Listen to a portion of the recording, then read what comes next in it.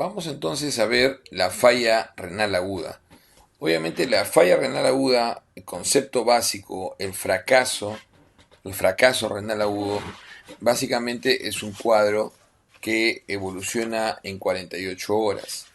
Es la abrupta disminución de las funciones, ¿no? Con concepto básico, retención nitrogenada y regulación del volumen extracelular y los electrolitos. Entonces va a haber una abrupta, ¿no?, disminución y fundamentalmente va a haber una caída de la producción del gasto urinario que cae a menos de 0,5 mililitros, acá falta kilo hora, este es mililitros, ¿ah?, es mililitros kilo hora, y un incremento de la creatinina mayor igual a 0,3 miligramos por decilitro en 48 horas de su basal, o un incremento en 1,5 veces el basal en 7 días. Esto es lo que dice el acadigo, ¿no?, clásico, y vamos a ver cómo esto se clasifica. Al final es una caída de la producción del gasto urinario, esto es lo más importante, ¿no? Gasto urinario a menos de 0,5 mililitros kilo hora a lo largo de las primeras 6 horas de enfermedad. El incremento de la creatinina también es paulatino, ¿no?, y también es importante, definitivamente, pero esto es lo más sensible. ¿Quién, quién no cumplirá esta regla? Entonces, nosotros sabemos que la falla renal clásica, que no cae el gasto urinario, es la falla renal debido a toxicidad por aminoglucósidos. La toxicidad por aminoglucósidos es una típica falla renal no oligúrica, o sea, tampoco es poliúrica, es no oligúrica, o sea, no produce este deterioro del gasto urinario y solamente se incrementará la creatinina. Por lo tanto, efectivamente la creatinina será lo más constante y lo más sensible inicialmente es la caída del gasto urinario, pero puede fallar en unas circunstancias como esta.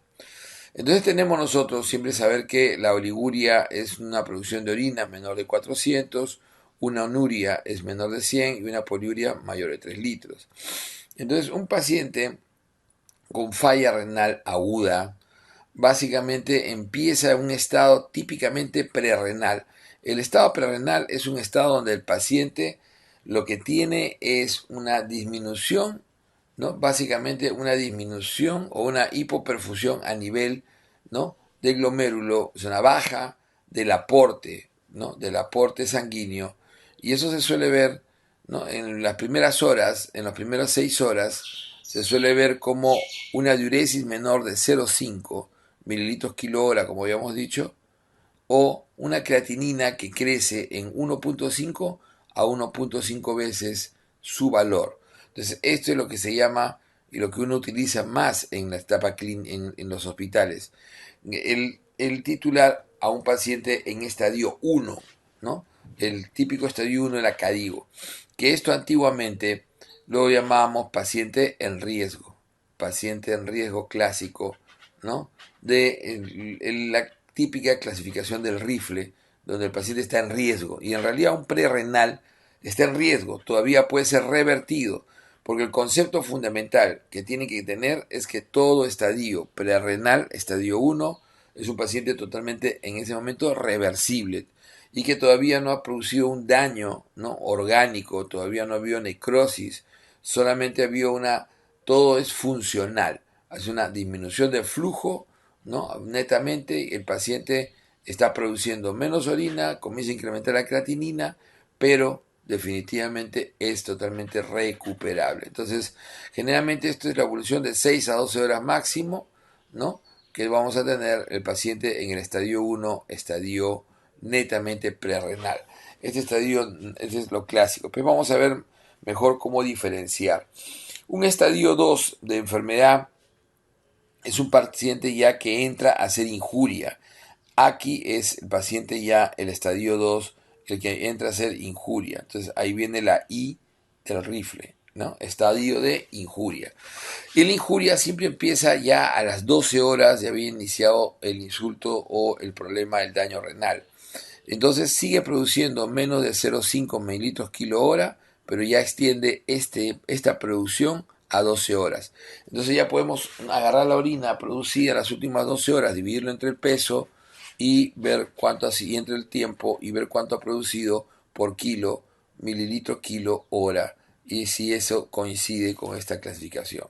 Eso quiere decir que la creatinina se va a elevar entre 2 a 2.9 veces. Entonces ya la creatinina sube más y acá generalmente el paciente ya está empezando a hacer la necrosis tubular aguda.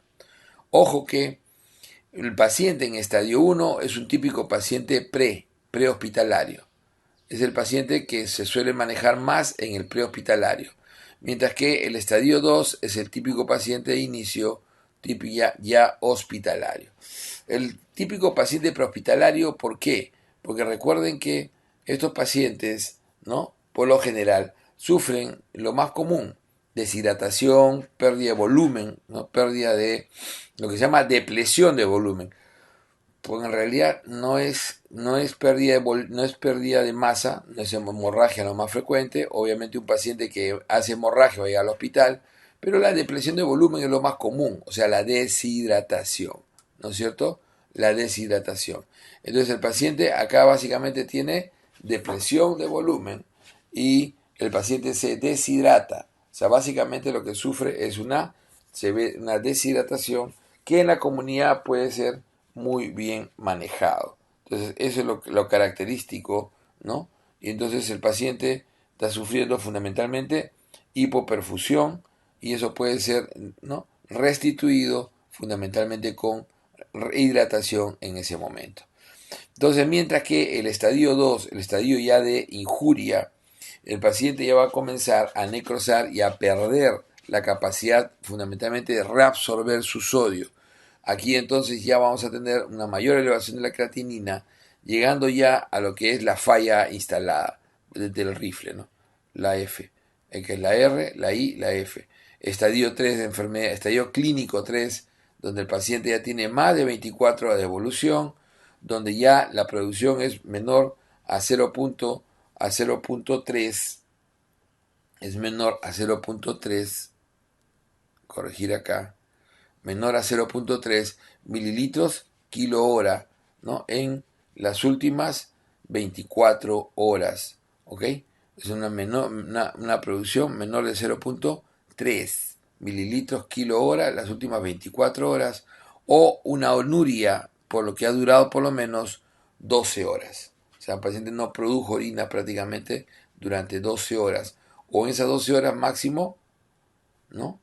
100 mililitros. O sea, ese es el concepto de anuria. Entonces, menor de 0.3 mililitros kilo hora en las últimas 24 horas, ya ese riñón ya falló.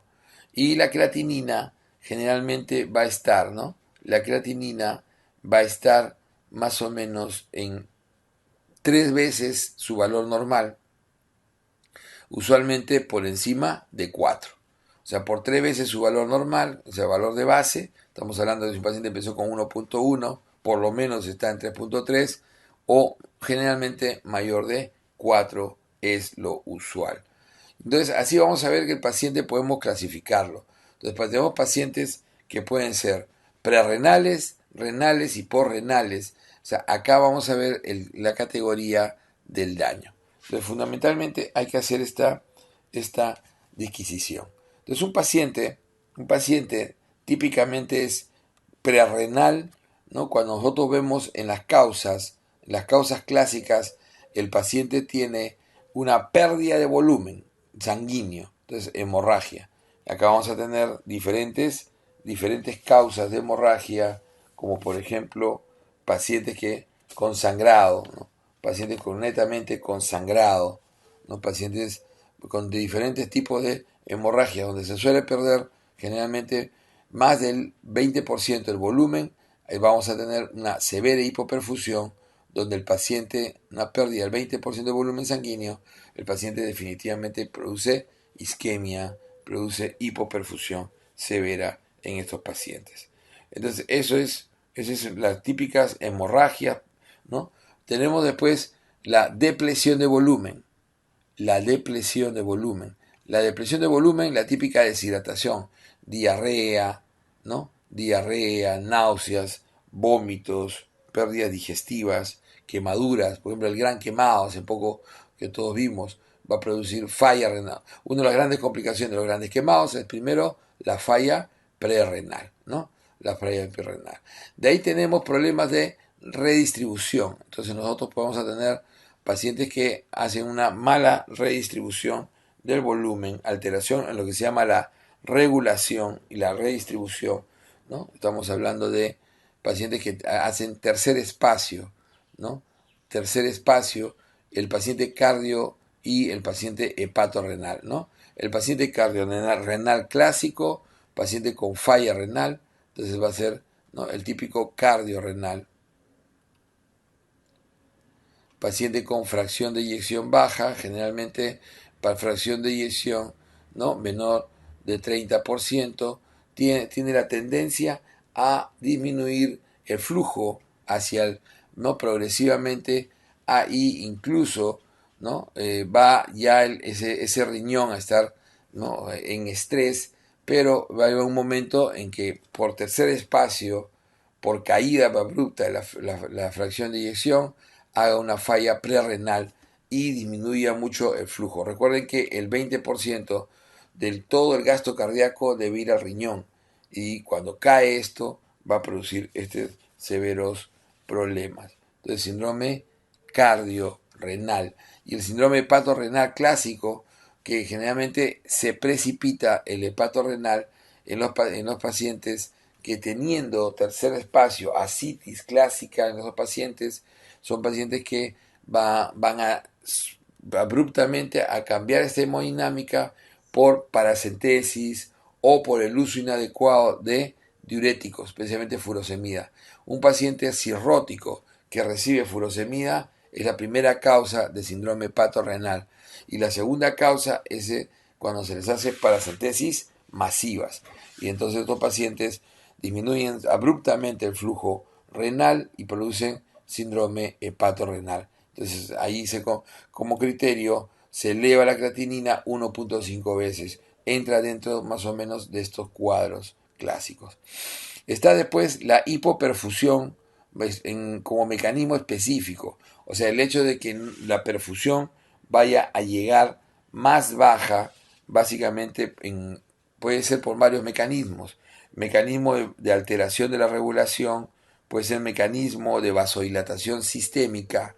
El típico vasodilatación sistémica, los shock anafiláctico, ¿no?, shock distributivo. O sea, hay una vasodilatación sistémica, ¿no?, el shock séptico distributivo, anafiláctico, donde obviamente va a haber vasodilatación sistémica, se va a perder la presión.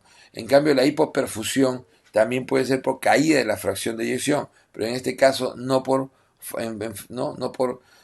el cuadro clásico cardiorrenal, sino definitivamente el paciente se choca. O sea, el paciente que tiene problemas cardíacos, puede ser generalmente agudos, hace un shock cardiogénico. Entonces acá ya no estamos hablando de un paciente crónico, sino necesariamente, o sea, este es un paciente que hace un shock cardiogénico.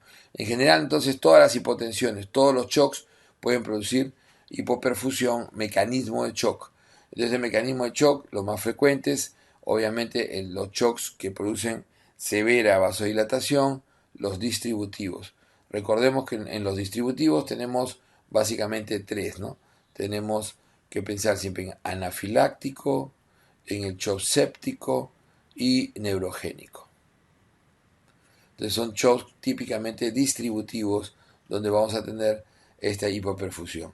Adicionalmente a eso, siempre acordarse el shock cardiogénico, típico de los pacientes que hacen severo daño agudo cardíaco, y recordar también el shock obstructivo, y tenemos también el shock hipovolémico, aunque el shock hipovolémico es la parte extrema ya de las severas, puede ser hemorragia o deshidratación, fundamentalmente la depresión, ¿no?, de volumen. Y el daño por fármacos, ese es el daño que a veces uno no toma en cuenta, donde va a haber una alteración de la autorregulación renal. Es una alteración de la autorregulación renal.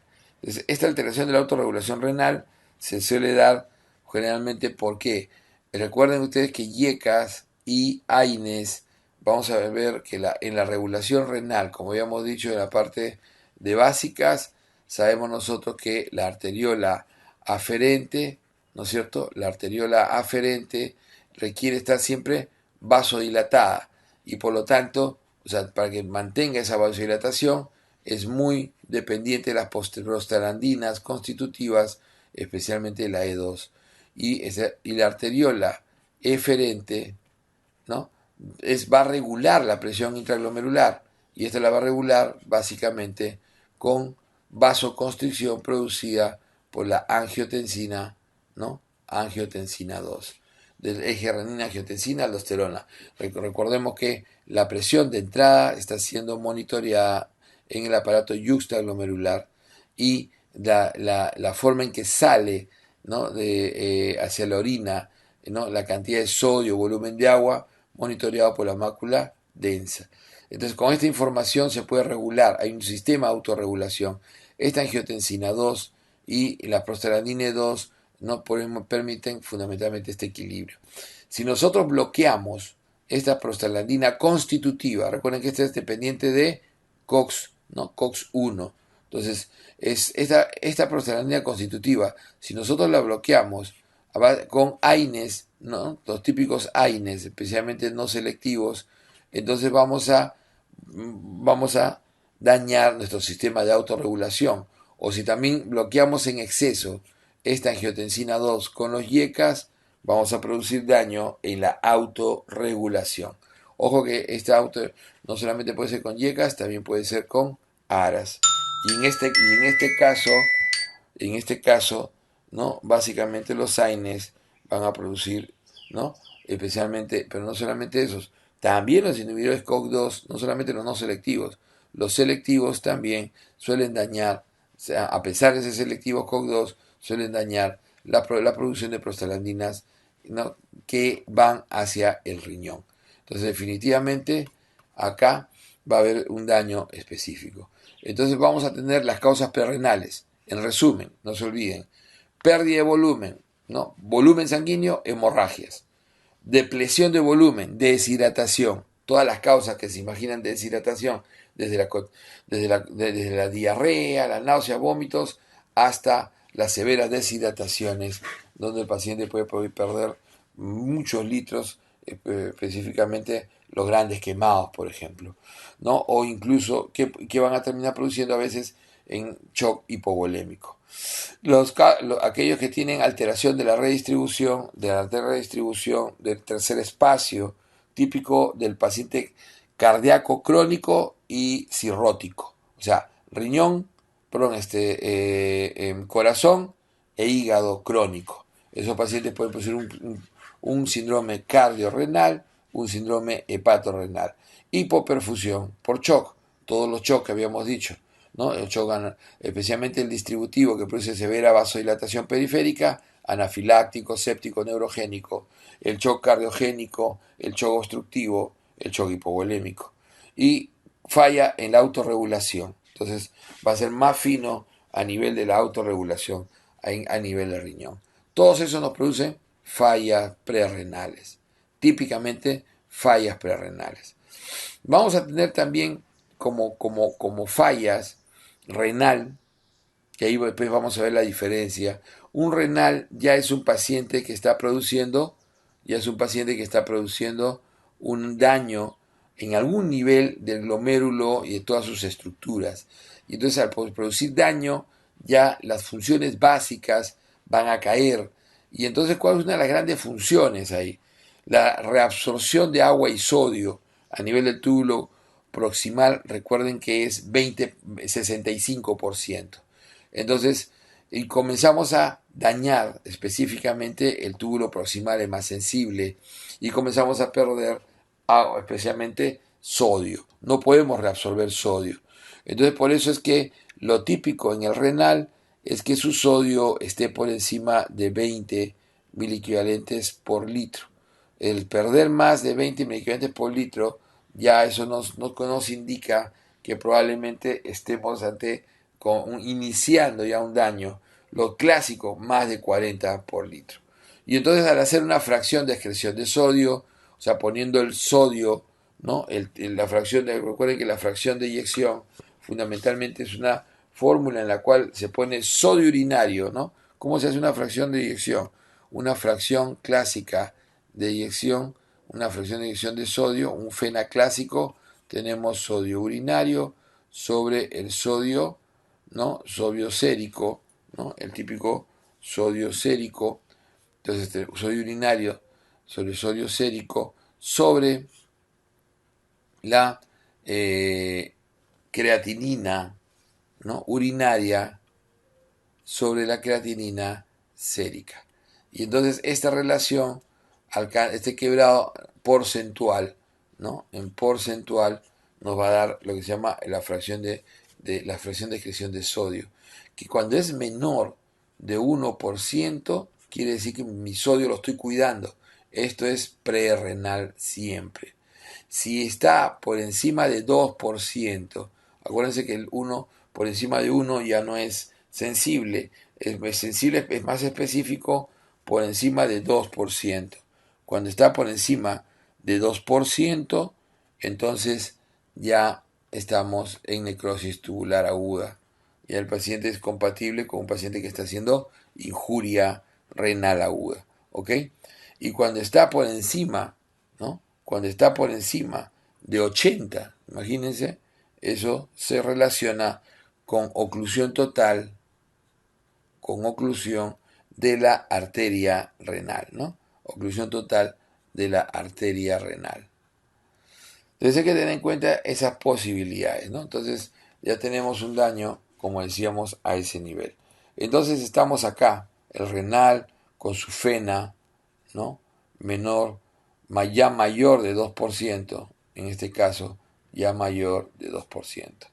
Y entonces, el paciente prerrenal que estuvo mal manejado, que no pudimos revertir con volumen, en este caso de redistribución, con aminas vasoactivas, o incluso en la hipoperfusión también con aminos vasoactivas, entonces que no pudimos revertir, estos pacientes harán necrosis tubular aguda de tipo isquémica. Entonces ya vamos a encontrar, por ejemplo, en la orina, cilindros granulosos, típicos cilindros de daño agudo, ¿no? De necrosis de las células. Esos gránulos son células muertas, generalmente del sistema tubular. Entonces tenemos también las necrosis tóxicas, tubulares agudas tóxicas. La necrosis tubular aguda tóxica es típicamente, ¿no? Es típicamente causada ya por sus directas sustancias que no producen un estado prerrenal, o sea, no pasan por un estadio 1, van directamente a un estadio 2. Estos van directamente a un estadio 2 clínico de la CADIGO. Y entonces los tóxicos pueden ser exógenos, aquellos daños, insultos producidos por medicamentos. Nosotros podemos hacer así, vamos a hacerlo más sencillo, vamos a hacerlo acá. ¿Ok?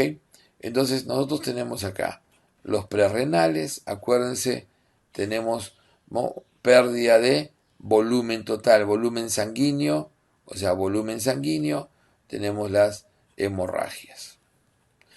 Pérdida de volumen extracelular, estamos hablando de depresión, deshidratación. Tenemos alteraciones de la redistribución del tercer espacio, tenemos el paciente crónico cardíaco, el cardiorrenal, no se olviden, y el hepatorrenal. Tenemos el paciente con severa hipoperfusión por shock, entonces tenemos los shocks, el que tiene severa vasodilatación periférica, el shock distributivo, recordan el distributivo, el anafiláctico, el que más les gusta a todos, el séptico y el neurogénico. Tenemos el shock cardiogénico, tenemos el shock obstructivo, tenemos también el shock obviamente hipovolémico. No nos queramos acordar, sino que estos generalmente están en relación a estos dos primeros, pérdida, volumen. Y por último tenemos las alteraciones del control, ¿no? Alteraciones de la autorregulación renal, las alteraciones de la autorregulación, fundamentalmente por medicamentos, ¿no? Por toxicidad, por AINES, por toxicidad, por YECAS y ARAS. Pero tenemos entonces los renales. Y entonces los renales, lo primero que vamos a poner acá, ¿qué será? Será la necrosis tubular aguda. Entonces vamos a poner las necrosis tubulares agudas. Entonces tenemos necrosis tubulares agudas, ya donde lo que primero que se necrosa es el túbulo proximal. Y entonces la primera necrosis tubular aguda que uno tiene es básicamente la necrosis tubular aguda isquémica o también a veces llamada posisquémica o necrótica, que es la típica necrosis tubular que proviene de un prerrenal que no ha podido ser revertido. Causa más frecuente de enfermedad renal en los hospitales aguda. Obviamente que cuando dicen en la general, ¿no? En la general, claro, pero en realidad es las causas prerrenales de lejos en la comunidad, porque hay cantidad de pacientes que nunca vemos, ¿no? Todos ustedes, después de haberse tomado haberse celebrado un examen exitoso en la universidad, obviamente quedan deshidratados al día siguiente, y si obviamente no se hidratan van a tener un estado prerrenal inicial. Entonces, el estado prerrenal es bajo, tiene subdiagnóstico, pero es obvio que es la causa más frecuente de la comunidad. Pero si nosotros hablamos de una falla renal aguda, ¿no? Bien, o sea, con diagnóstico efectivo, obviamente la causa más frecuente es la necrosis tubular aguda isquémica, número uno. Entonces, este es el que proviene de todos los prerrenales, ¿no? Isquémica o como dicen a unos, posisquémica. Pero hay otras necrosis tubular agudas llamadas tóxicas, toxicidad por diferentes, toxicidad fundamentalmente a nivel tubular. Y esta toxicidad, estas tóxicas pueden ser por tóxicos endógenos y por tóxicos exógenos. Los tóxicos exógenos uno siempre los tiene en la cabeza y ahí está la causa hoy en día considerada más frecuente en el primer mundo, en Estados Unidos, que es la toxicidad por sustancia de contraste. Pero por sustancia de contraste, échenle ojo, ¿no? Está clasificado hoy en día en los libros de nefrología, nefropatía por contraste. Entonces es tanto el abuso del contraste por las tomografías que se hacen constantemente, especialmente por abdomen, que recuerden que la tomografía abdominal siempre lleva contraste o su utilidad es muy pobre, a diferencia de tórax, donde la tomografía normalmente es sin contraste. Igual la cerebral suele ser sin contraste, generalmente se pide con contraste cuando uno quiere ver tumores, otro tipo de patologías específicas, pero es abdomen fundamentalmente y pelvis donde uno usa contraste y justamente es donde más se pide tomografías hoy en día. Entonces, contrastadas, ¿no? Entonces, el contraste es una sustancia hiperosmolar y va a provocar un daño, ¿no? Un daño incluso inicialmente da una sensación de un prerrenal. O sea, se comporta como un prerrenal que hace necrosis tubular aguda isquémica. Por eso es que el manejo fundamentalmente de estos va a ser prevenir. ¿Y cómo se previene? Con hidratación. Lo efectivo es la hidratación pre y post, con salino, aproximadamente 1 a 2 litros antes y después del examen con contraste. Preferiblemente por vía parenteral, obviamente. Y entonces, algo más se puede dar. Se utilizó acetilcisteína. Se sabe ahora que la acetilcisteína es de bajo, no tiene nivel de evidencia, pero hay que tenerlo en cuenta por si todavía siguen haciendo preguntas no actualizadas. Acetilcisteína, todavía algunos lo usan, ¿no? Algunos lo usan, aunque ya no tienen nivel de evidencia y no se debería usar.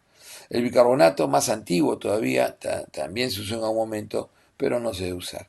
Entonces, por contraste, obviamente, la mejor manera de evitar no solamente es la hidratación, que el paciente esté bien hidratado y hidratarlo más antes y después, sino también ajustar la cantidad de contraste a la función renal, ¿no?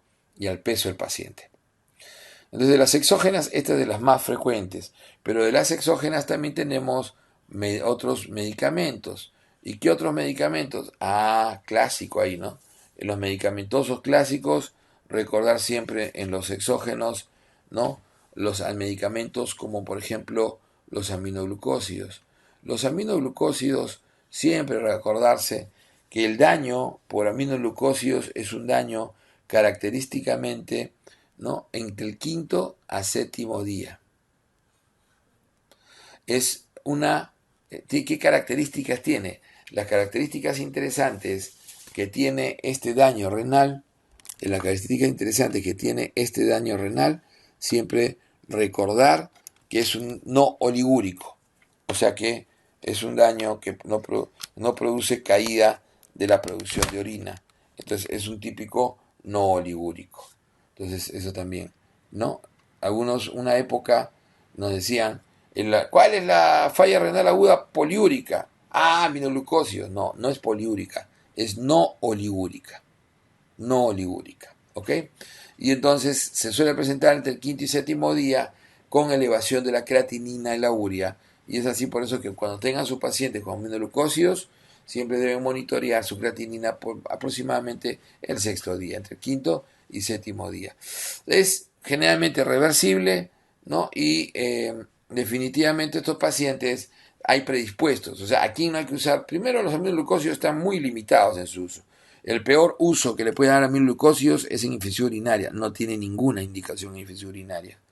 El aminoglucósido, su indicación básica es como acompañante de beta-lactámicos cuando en pseudomonas resistente fundamentalmente. Entonces se puede acompañar y está dentro del esquema nacional del manejo de la pseudomona en vía respiratoria resistente, por ejemplo. Pero los aminoglucósidos tienen indicaciones básicamente, primero es de uso, debería ser de uso estrictamente hospitalario. Entonces gentamicina, amicacina, fundamentalmente debe ser de uso hospitalario. Recuerden que los aminoglucósidos, usted lo conoce muy bien por farmacología, son nefrotóxicos, también son ototóxicos, producen vértigo. Entonces, la prevención cuando tenemos que usar aminoglucósidos, primero es el ajuste a la dosis renal. Recuerden que hay que ajustar a la dosis renal. En segundo lugar, el paciente debe estar bien hidratado, porque se ha visto que el paciente mal hidratado es el que hace mal, predispone a hacer falla renal. Y en tercer lugar, el uso de dosis única diaria. La dosis única diaria disminuye el daño renal. Entonces, esa es una estrategia que está definida. El paciente darle toda la dosis de un día en una sola dosis y en un volumen adecuado. 250 mililitros como mínimo, como diluyente de esa dosis. Entonces, dosis siempre debe ser endovenosa. Entonces, olvídense de las dosis intramusculares. Otros medicamentos clásicos muy nefrotóxicos, siempre acordarse, ¿no?, la anfotericina, ¿no?, que es uno de los grandes antimicóticos para micosis profundas.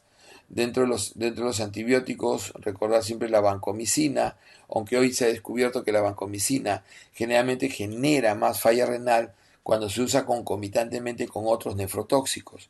Y cuando se usa solo, su nefrotoxicidad es realmente baja. También acordarse de los platinos, o sea, estamos hablando de aquellos medicamentos que son el cisplatino, oxaliplatino, quimioterápicos clásicos, ¿no? Oxaliplatino, cisplatino, ¿no? También tener en cuenta la nefrotoxicidad, el aciclovir, medicamento de mucho uso y que no tenemos en cuenta que puede producir daño renal, severo daño renal. Entonces hay varios medicamentos que son típicamente, y los beta-lactámicos. ¿Cuál es el más nefrotóxico de los beta-lactámicos? Recordad siempre el cefepime como uno de los que produce con mucha frecuencia falla renal. Los carbapenens también producen falla renal. Entonces tener en cuenta. Así como dentro de los beta-lactámicos tenemos los que nunca van a producir daño renal. Aquellos que son netamente de excreción hepática, ceftriaxona, el más seguro de todos. Entonces tenemos los medicamentos también, ¿no? Entonces la falla típicamente exógena. Los endógenos son todo un libro, ¿eh? Vamos a ver las causas endógenas, vamos a ponerlos en negrito mejor.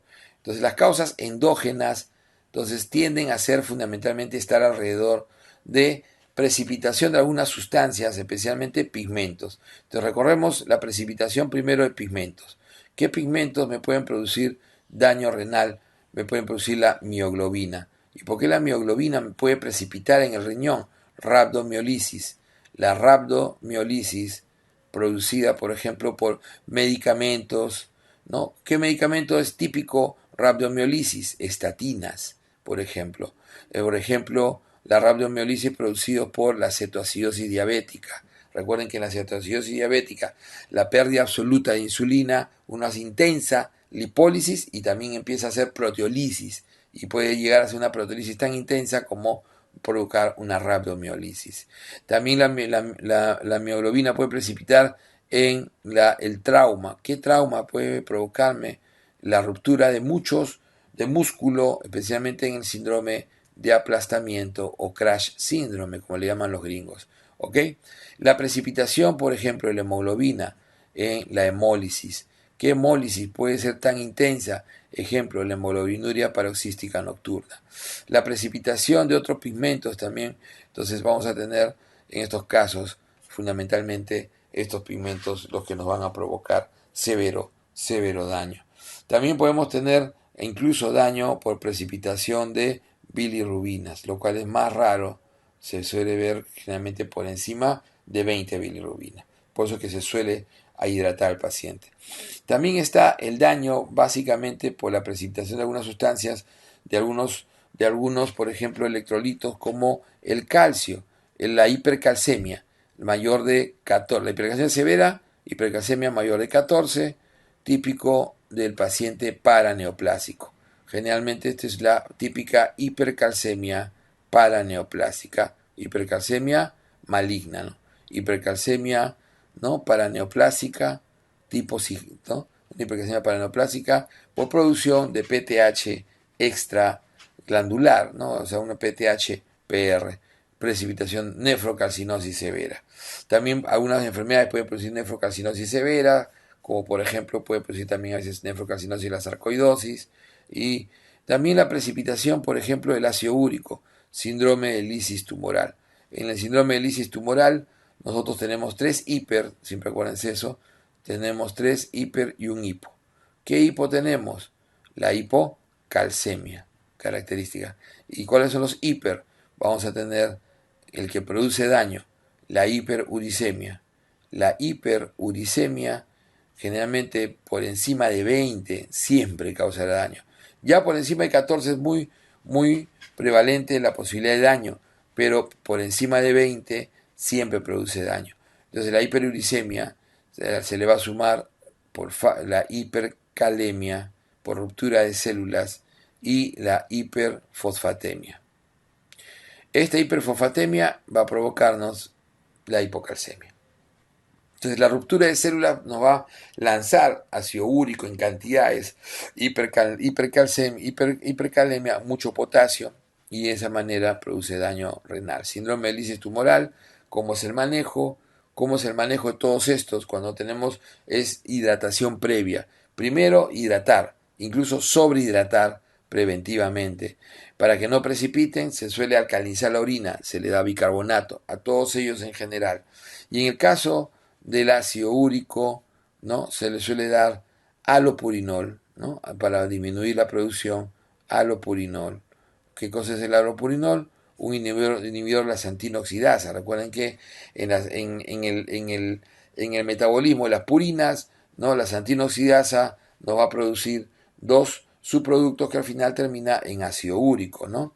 Y entonces este va a ser el primer producto que se utilice para disminuir la producción de ácido úrico. Pero cuando tomando ya alopurinol no es suficiente y no previene, se utiliza hoy en día un fármaco que actúa sobre la alantoína, que es el rasburicasa. El rasburicasa. Síndrome de lisis tumoral. También hay la precipitación, otro grupo de proteínas de cadena ligera. Ajá, ¿cómo son las proteínas de cadena ligera? Recuerden ustedes, las proteínas de cadena ligera típicamente son proteínas o malignas o proteínas que provienen de clonas, básicamente como reactante de fase aguda. Entonces estas clonas pueden ser de producción maligna o producción benigna. Ejemplo, clonas de producción benigna, amiloidosis. Producción maligna, mieloma múltiple, macrobinemia Waldenström.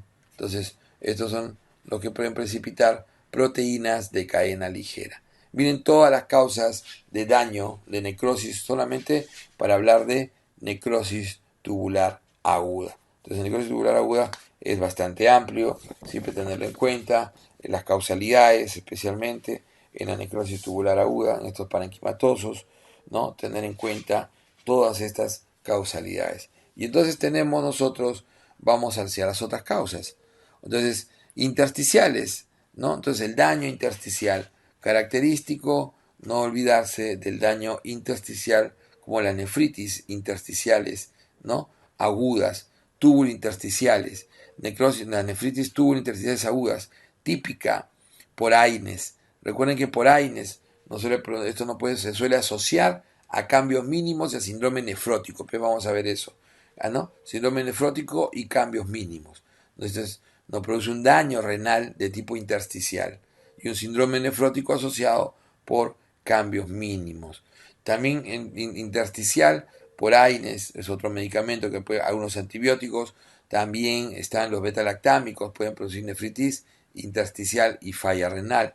Intersticial también nos puede producir infecciones como la pielonefritis bilateral, por ejemplo, también las obstrucciones tubulares difusas, ¿no? También puede producir un cuadro de nefritis intersticial por invasión, por ejemplo, en el mieloma, en algunos medicamentos como el metotrexate, y también está el rechazo al injerto, también a tener en cuenta el daño a nivel intersticial.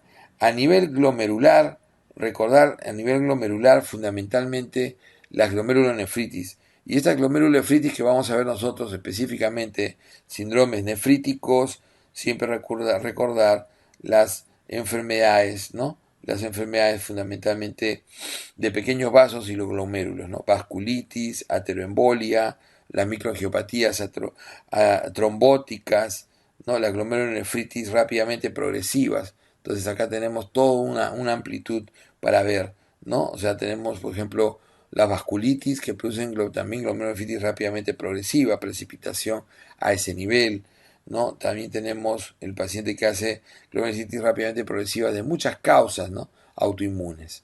Y por último, los vasculares puros. ¿Cuál será vascular puro? La hipertensión maligna, o sea, los típicos vasculares, ¿no? Vamos a tener enfermedades de grandes vasos, ¿no? Como por ejemplo, también puede darse por Takayasu, ¿no? Takayasu puede también producir una severa isquemia, obstrucción a nivel de las renales, ¿no? Entonces tenemos la trombosis, la embolia, los aneurismas que pueden producir vasculares. La clínica será típicamente el soplo, ¿no? Entonces, estos son los renales. ¿Cuáles son las causas? Entonces, las causas renales, como ven ustedes, fácil, necrosis tubulares, de ellas isquémicas, tóxicas, tóxica endógena, tóxica exógena, intersticial, glomerular y vascular. Siempre acordarse una de ellas al menos. Vascular, hipertensión maligna, Takayasu. Glomerular, glomerulonefritis rápidamente progresiva, típico, ¿no? Se ve en lúpicos, se ve en vasculitis, especialmente ANCA positivos. Intersticiales clásicos, la nefritis tubulointersticiales alérgica, acordarse siempre de los AINES, de los betalactámicos, de los, ¿no? Acordarse siempre de los antibióticos. Y ahí tenemos las necrosis tubulares agudas, isquémica, tóxicas, endógenas y exógenas. Postrenales, sencillo nomás. Los postrenales son menos del 3%. Y entonces en este pequeño grupo predomina los 60% de los que comprometen el cuello vesical. Entonces comprometen el cuello vesical, típicamente en el varón la próstata, en la mujer en nuestro país todavía prevalente el cáncer de cuello, ¿no es cierto? La vejiga neurogénica es una de las causas más frecuentes hoy en día a nivel de la vejiga. Entonces, ¿qué cosa me puede obstruir la salida de la vejiga? Fundamentalmente eso, ¿no? Próstata en el varón, la mujer cáncer de cuello, vejiga neurogénica en diabéticos, postrados, pacientes con diferentes problemas neurológicos. Entonces esto se sortea fácilmente. De acá no vamos viendo el manejo. Se sortea muy fácilmente con un ¿no? Un catéter con una sonda vesical. Si no se puede poner una sonda vesical, se coloca una talla vesical y se acabó el problema. En los uréteres tiene que ser, lo más frecuente hoy en día es compresivo tumoral, ¿no? En los uréteres compresivo tumoral puede darse también por cálculos bilaterales, lo cual es muy raro, fibrosis retroperitoneal, pero fundamentalmente es compresivo, ¿no? Ureteral, lo característico, lo que se llama hoy en día una uropatía obstructiva. Es una típica uropatía obstructiva. Y entonces ahí, ¿qué harán ustedes si tienen obturados los dos uréteres? Irán a las pelvis porque lo que van a tener es una severa hidronefrosis, y con esa severa hidronefrosis uno coloca catéteres hacia los flancos, o sea, directamente a la pelvis renal que salga por, ¿no? La región lumbar posterior. Salen los catéteres de nefrostomía, así se llama, catéteres nefrostómicos, nefrostomía. Y entonces con eso se soluciona el problema posrenal. De ahí ya vienen las causas de fondo con los motivos de este. Entonces, estas son las causas fundamentales. Entonces, está bien identificado. ¿Cómo se hace el diagnóstico? El diagnóstico es importantísimo tenerlo bien presente. Entonces, el diagnóstico, recordar siempre que en el diagnóstico lo más importante es la diferenciación inicial entre lo que es un prerrenal y un renal. Entonces, siempre es la pregunta clásica, prerrenal. Entonces, yo sé que un prerrenal siempre va a reabsorber su sodio, va a concentrar la orina y va a tener como máximo cilindros hialinos. El cilindro hialino es el cilindro, como habíamos dicho en básicas, el cilindro hialino es el cilindro normal, es el cilindro de proteína. ¿Qué proteína? La de Tan-Horford clásica. Entonces, al no encontrar nada, no atrapar nada, por eso es hialino. Cuando el cilindro atrape algo es porque algo está pasando. Entonces, en el caso de los renales, atrapará gránulos de células muertas y entonces ahí hay necrosis tubular. Eso ya es renal, por necrosis tubular aguda. Y entonces, si yo reabsorbo bien mi sodio prerrenal, ¿no es cierto? Menos de 20 todavía es prerrenal. El renal ya mayor de 20 ya empieza a perder, pero si es mayor de 40, eso es lo característico para compararlos. Mi fracción de excreción de sodio, ya les enseñé la fórmula, menor de 1%, prerrenal, mayor de 2%, renal. La osmolaridad urinaria, fundamental, una osmolaridad muy alta, ¿no? La orina muy concentrada, mayor de 500, menor de 400, cuando ya es renal, cae tremendamente. Y obviamente la densidad urinaria, que en el mundo ya casi no se mide, en Perú les gusta medir, porque la osmolaridad es suficiente. Pero ha habido preguntas con densidad urinaria, hay que tener cuidado. Una densidad normalmente urinaria va de 1001 a 1030, 1030. Mayor a 1018 se dice que todavía es prerrenal, todavía concentra. Menos de 1018 ya orina diluida, ya no concentra. Hay que ver que la relación Boone-creatinina. ¿Por qué? Lo que sucede es que cuando empieza el paciente a hacer su falla renal, nosotros sabemos que va a subir la creatinina en forma progresiva y constante. Ok, estamos perfectos ahí. Pero ¿qué va a pasar con la urea? ¿Por qué no crece en paralelo? No, porque la creatinina la ventaja que tiene es que no se reabsorbe, pero la urea sí se reabsorbe. Y como se reabsorbe el sodio, se reabsorbe más la urea. Entonces, al reabsorberse más la urea, entonces eso quiere decir que va a haber más urea al principio. Y entonces la urea se dispara y se incrementa más rápido. Y lo va a equiparar cuando ya estén en necrosis tubular. Entonces, esta elevación de la urea hace que la urea, al ser más alta, la relación Boone-creatinina sea mayor de 20. ¿Okay? Y si lo hace con urea, mayor de 40. En cambio, cuando ya ya empezó la necrosis, esta relación va a caer a menos de 20 y a menos de 40. Y por último, la fracción también de excreción de urea. Hay una fracción de excreción de urea que se puede buscar específico por lo que hemos dicho, y menor de 35 cuando es perrenal y mayor de 35 cuando es renal. O sea, 35 es el corte en fracción de excreción de urea, que es uno de los parámetros hoy en día considerados más específicos.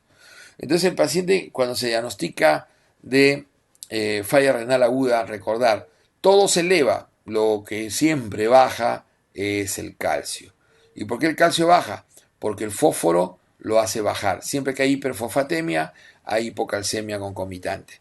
Entonces, acuérdense que el fósforo impide la absorción de calcio, bloquea la absorción de calcio, fundamentalmente por el bloqueo de la producción de calcitriol, y se une al calcio loquela y lo va a disminuir en forma efectiva. Entonces, hipocalcemia.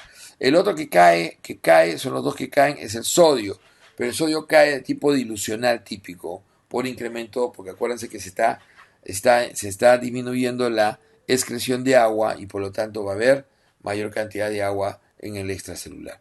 Y entonces definitivamente se va a diluir el sodio. Se va diluyendo el sodio, pero esto no suele producir síntomas y solamente requiere restricción hídrica. De ahí todos los demás se elevan y los más peligrosos obviamente son el ácido úrico, cuando pasa de 20 definitivamente puede producir daño directo, o sea, puede ser una causa adicional. La hipercalemia, que ya sabemos que el potasio alto puede producir paro cardíaco, entonces eso es lo que tenemos que tener fundamentalmente ojo especial y cuidar. Y entonces así tenemos nosotros que vamos a tener una serie de características. Por ejemplo, los cilindros. O sea, ¿qué significa tener cilindros? Habíamos dicho que el cilindro, ¿no es cierto? El cilindro hialino es un cilindro típicamente normal o prerrenal. Ahí está. En cambio, el cilindro de tipo granuloso, es un cilindro, el granuloso es un cilindro que se suele encontrar en la nucleosis tubular aguda. Típico de la nucleosis tubular aguda, también se ha visto en el sedimento de los lúpicos clásicos. El cilindro, ¿no? El leucocitario. El cilindro leucocitario es un cilindro que se suele ver fundamentalmente los leucocitarios en las nefritis intersticiales, también se puede ver, ¿no? Se ven en las nefritis intersticiales, los cilindros leucocitarios también se ven en las pielonefritis, pero más que todo en las nefritis intersticiales, y especialmente cuando el compromiso es infeccioso, compromete ahí, va a producir cilindros leucocitarios, y también se puede ver en el lúpico. Vamos a ver cilindros hemáticos. Y en cilindros hemáticos nos va obviamente a corroborar que esa hematuria es glomerular. De cilindros hemáticos, ¿no? Generalmente se asocian a hematíes dismórficos en la glomerulonefritis, ¿no? En la glomerulonefritis. Siempre hay sangrado, siempre hay producción de estos cilindros y de hematíes dismórficos, el porcentaje muy alto de hematíes dismórficos. También existen unos cilindros que se llaman, ojo que también hemáticos, también igual en LES. Todos se ven en LES, por eso que tiene lo que se llama, ¿no?, un sedimento telescopado. También acordarse del cilindro serio o grueso. Cilindro serio o grueso, o cilindro grueso. Estos son cilindros clásicamente serio o grueso de la enfermedad renal crónica. Entonces son característicos de la cronicidad de la enfermedad. También existen los cilindros eosinofílicos. Los cilindros eosinofílicos se suelen ver especialmente en la nefritis inmune, la ateroembolia, entonces las típicas nefritis, ¿no? Las típicas nefritis inmunes. Y también en las ateroembolias.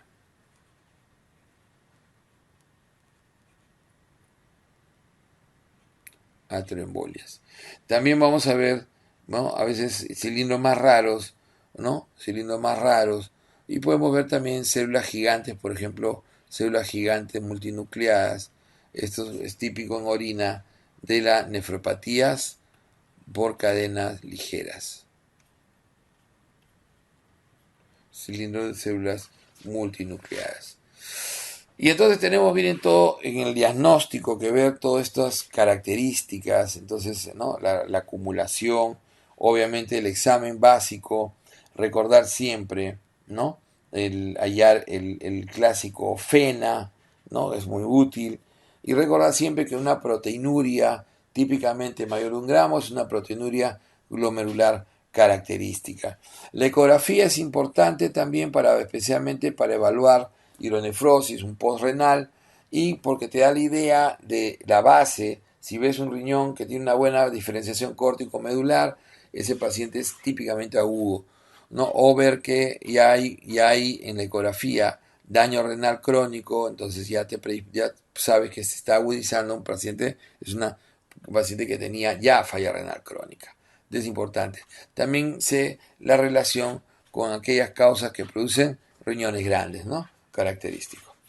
Y entonces tenemos todo el contexto en sangre, uno pide hemograma, bioquímica, obviamente, voy a pedir una serie de análisis adicionales, ver el calcio, ver el potasio, ver el fósforo, el magnesio y controlar todos los electrolitos.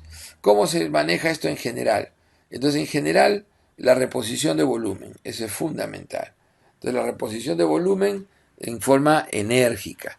O sea, al paciente hay que darle volumen en forma enérgica, ¿no? Y incrementar y tratar de esa manera generar mayor producción de orina. Entonces, reposición de volumen siempre es el primer paso, con contadas excepciones, como por ejemplo pacientes ya cardiogénicos o pacientes que ya tienen un volumen adecuado. Entonces, la gran mayoría necesita volumen. Amino vasoactivas. Entonces, ahí tenemos ejemplos clásicos, ¿no? Por ejemplo, los prerenales. A ver, en los prerenales, característicamente, tenemos en el paciente con shock, ¿no? Con shock distributivo. Los shock distributivos, generalmente después de pasarle volumen, se les suele dar norepinefrina en infusión. Entonces, norepinefrina en estos shock distributivos es fundamental. Y recordar que cuando no responden, uno tiene que medir la fracción de eyección y podría estar cayéndose en forma aguda y requerir, en ese caso, ¿no? Dobutamina. En el shock cardiogénico, por ejemplo, lo que vamos a decir, dobutamina como base o levosimendan también, por ejemplo, para manejo de shock cardiogénico. En el caso, ¿no? En el caso de los pacientes hipovolémicos, generalmente las catecolaminas se suelen utilizar básicamente cuando la respuesta, ¿no? Todavía presora es baja. Entonces siempre tener en cuenta. En las redistribuciones, síndrome cardiorrenal, entonces ahí revísenlo tranquilos todo el caso, pero típicamente son pacientes que tienen fracción de eyección baja crónicamente, ¿no? Y el síndrome hepatorrenal, donde, como les decía, está más en relación, el síndrome hepatorrenal, ¿no? Está más en relación fundamentalmente al manejo de la citis. Si se le ha puesto al paciente furosemida estando con un tercer espacio y estando con un intravascular depletado, porque cuando tienes mucha citis, estás generando un tercer espacio grande, eso en el extracelular, y tu volumen intravascular va a estar depletado. Tú le pones diurético, vas a depletarlo mucho más, es contraproducente, ¿no? Básicamente, vamos a ver entonces en los diuréticos. Y la otra causa fundamental, ¿no? Es el paciente que le hacen paracentesis y extraen exceso de volumen. Entonces no se hidrata adecuadamente y el paciente hace falla prerrenal. Entonces, eso es la tingencia con el manejo, ¿no? Con el manejo. Entonces, tenemos que manejar lo que es aminas vasoactivas. La furosemida, en realidad, todavía unos esquemas, he estado viendo todavía unos esquemas, los esquemas todavía, los esquemas todavía te dicen que no debes usar furosemida salvo que se justifique por edema pulmonar. El de la furosemida se suele dar en 80 miligramos y se puede dar generalmente, ¿no? En algunos casos, en el paciente que ya se repuso volumen, entonces se puede utilizar. Pero generalmente se dice que la furosemida utilizada en el paciente, especialmente en estos pacientes perrenales, va a precipitar más el daño. Entonces la furosemida sí o sí se va a usar cuando hay edema agudo pulmonar, ¿no? Entonces tenemos así, ¿no? La furosemida como uno de los casos. Y por último, ya la diálisis de apoyo. Un paciente con falla instalada, en estadio 3, ya lo que uno tiene que hacer es manejo conservador, dieta baja en potasio, en fosfatos, en proteínas. Entonces manejo y tratar de mantener una diuresis adecuada. Entonces la diálisis de apoyo suele ser, por lo general, en el paciente hasta 3 veces por semana y interdiario cuando hay descompensaciones. Entonces, primero veamos cómo es la diálisis de urgencia. La diálisis de urgencia característico tiene indicaciones de meter al paciente que no responde al tratamiento médico, ¿no? Ese es hipercalemia severa, acidosis metabólica y edema agudo pulmonar. Estos tres van, como diría, van a una diálisis por no responder a tratamiento médico. Entonces intentó tratamiento médico en hipercalemia, se puso insulina en infusión, se le puso furo, nada. En acidosis metabólica se le dio bicarbonato, nada. Y en edema agudo pulmonar también igual, se le dio bicarbonato, nada. Entonces ahora hay que dializarlo. Y se le hace diálisis de urgencia. Generalmente en una se soluciona el problema. Después ya los daños directos, como es el daño a pericardio, la pericarditis urémica, que ahí se necesita diálisis diaria o interdiaria, generalmente por 10 sesiones. Entonces, eso no me acuerdo si es definitivamente la pericarditis urémica, puede ser diaria o interdiaria. La encefalopatía urémica, que característicamente tiene que ser encefalopatía asociada a la uremia. Y el paciente obviamente irá también a diálisis diaria e interdiaria. Y la hemorragia digestiva urémica, recordamos que es un sangrado petequial. Generalmente hay una disfunción de la agregación plaquetaria en estos pacientes con severa uremia. Puede producir hemorragia digestiva y esa debe ser controlada también igual que la anterior, ¿no? Básicamente con esta hemorragia digestiva se suele controlar con diálisis, a veces diaria o interdiaria. Entonces, estas son las indicaciones de diálisis de urgencia. Y por último tenemos el manejo de las complicaciones. Recordad que son pacientes que van a predisponer a hacer infecciones. Obviamente que el paciente en su evolución, habíamos dicho nosotros, ¿no? Que el paciente tenía paciente en riesgo, era estadio 1, el paciente es ambulatorio. Paciente en injuria es justamente un injuriado también, es un estadio 2, 90%. Entonces, ese es estadio 1, se dice que el paciente es típicamente prerrenal. Estadio 2, injuria renal, aquí. Y estadio 3, ¿no? Que es el F, el estadio 3 ya es el paciente en falla, ¿no? En falla ya bien definida, y eso es el paciente en falla definida, donde tiene producción de menos 0.3 por kilo hora en 24 horas o en 12 horas, se suele multiplicar por 4, no, o por 3 y elevar a más de 4 su creatinina sérica, esa es la falla. Esta clasificación de acá de RIF, le falta la L y la E. Es el famoso rifle. Donde lo que va a faltar acá es el paciente en LOST. ¿Por qué está en LOST este paciente? Porque tiene ya 4 semanas y sigue en diálisis. Ese paciente se está yendo a la cronicidad rápido. Y el ENT es ya crónico, ¿no? Entonces, como estoy tranquilo, ¿no? Como ese paciente, como utilizas el concepto de enfermedad renal crónica, que es 3 meses. Y entonces este paciente en él se le va haciendo seguimiento y es un paciente que estando en los ya no recupera su función renal y mantiene por debajo de 60 la función en 3 meses de evolución. Entonces eso es lo que va a suceder en este grupo de pacientes. Esa es falla renal.